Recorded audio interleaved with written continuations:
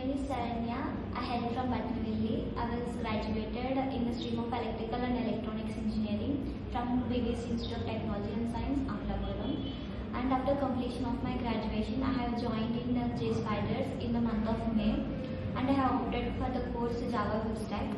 And in that SQL, web technology and Java both all are started parallelly. SQL was taught by Divya ma'am, and web technology was taught by Nikhil sir and Satyam sir. Java was taught by Pawan sir, Shiv Kumar sir, Shiv Prasad sir, and advanced Java was taught by Ravi sir. And for every subject they will they will provide presentations where we can prove ourselves and improve our skills.